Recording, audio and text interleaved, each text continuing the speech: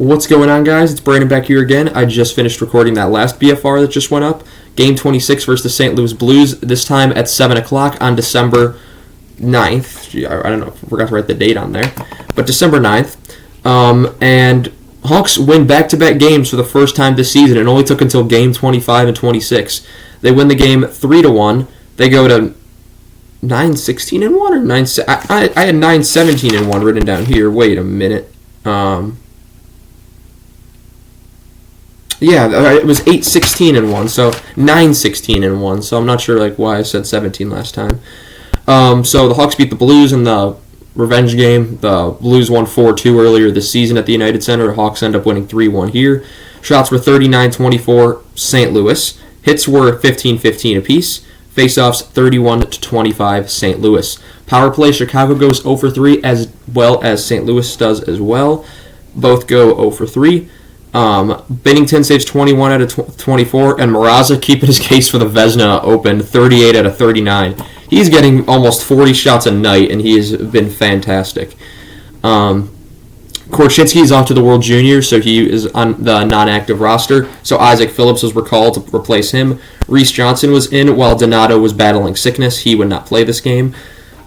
Kane scored his first goal as a Red Wing, so you got a snipe there as Detroit lost 5-1 to Ottawa. He got the only goal from DeBrincat, fittingly, and that was on the power play. He looked excellent. Good for him. A lot of hockey teams were in the building from around the United States and in Canada. Some sort of event was going on, and Curtis Joseph was in the building, who probably is the most deserving goalie to be in the Hall of Fame that is not yet in the Hall of Fame. He had some... Of course, everywhere he went, he just could not get where he was, and he was a dominant goalie in some places. But when he went to Detroit, for whatever reason, he just could not win in Detroit, especially during that 4-year span where 03, 04, and then 06. He wasn't there in 06. That was Legacy, but that was weird. Anyway, and then I had a personal connection playing in this game. St. Louis had a player named Hugh McKing. Recalled to their lineup. I know the cousin of him, so that was pretty cool that I got to. He's on the NHL roster. Knowing someone who knows someone who's on an NHL roster is always cool. Going into the first period, Vlasic Vlasic and neighbors go flying into Mrazek, and in 1924, it's a Chicago penalty to Vlasic, 36 seconds in for tripping, which would be killed, but it was an absolutely atrocious call. It was perfectly played. The announcer said it. The fans were booing, and Richardson was like, what the heck is this? This was perfectly played. You couldn't get any perfect in this.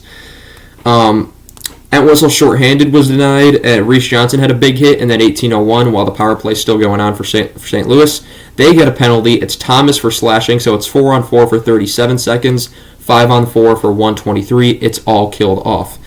But 15-17, Chicago deflection goal. It's first credited to Zaitsev, but after some careful evaluation, it went off Bavillier's shoulder, so Anthony Bavillier with his first as a Blackhawk, his third of the season, from Zaitsev and Gutman. Zaitsev had a pretty good game, I will say. That makes it 1-0. Phillips hits the post as they look for another. First scrum then happened. St. Louis players were falling all over the place, but at 10:40, it's a Chicago goal. It's Alex Vlasic with his first of the season. He's been snake-bit all year. I'm very glad that he's finally got on the board. He's had some great chances, and goalies have just shut him down whenever they could. And it's kind of just a floater at the net. Binnington just never sees it. And it's from Crevier, Louis Crevier, that's his first career point, the 6'8" defenseman. Entwistle with the other assist to make it 2-0. Bavillier has a break shorthanded. I don't know where I wrote that. It must have been much earlier on.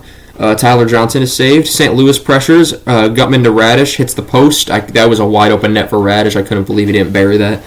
1:16, Chicago and St. Louis penalties for Schenn and Reese Johnson for fighting as they drop the gloves. And that would be the only fight between Chicago and St. Louis, not like the old days in the early 90s.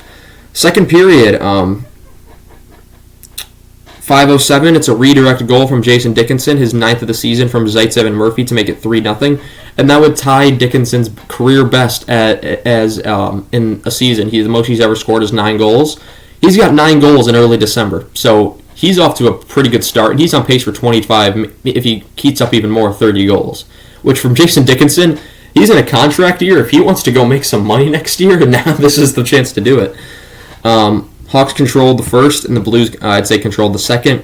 3:06, Chicago penalty to Ent whistle for tripping, which would be killed. We go to the third period, where it's a 3-0 Hawks going into the third. 18:23, it's a Chicago penalty to Murphy for holding, which would be killed. 14:13, St. Louis penalty to Verano for hooking, which would be killed. St. Louis pulls the goalie then with 6 minutes left, but they get a penalty. So at 3:43, it's a St. Louis penalty to Thomas for holding, which would be killed. On that penalty kill, St. Louis scores and ruins Mrazek's back-to-back shutouts. 3:29, it's a St. Louis shorthanded 3-on-1. How do you get a 3-on-1 shorthanded? Not to mention there were 2 defensemen out there. It's a snipe goal from Oscar Sundqvist, his third of the season, from the former Blackhawk Nick Leddy to make it 3-1. It's been 10 years since Nick Leddy was on the Hawks. That's crazy to think about. He was traded after the 2014 season. It's the 2023-24 season. That's crazy to me. Hawks somehow don't score with the empty net for 6 minutes, and Kyrou then hits the post late to almost make it 3-2. But that would conclude the game. As Game 27 is tonight, that will be at home, I believe, versus Washington. So it will be Bedard versus Ovechkin tonight. We'll see how that one goes.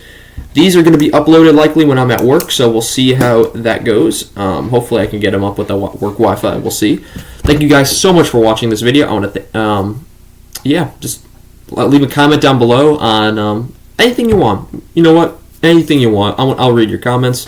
Thank you guys so much for watching once again, and I shall see you guys in the next one. I gotta go to work.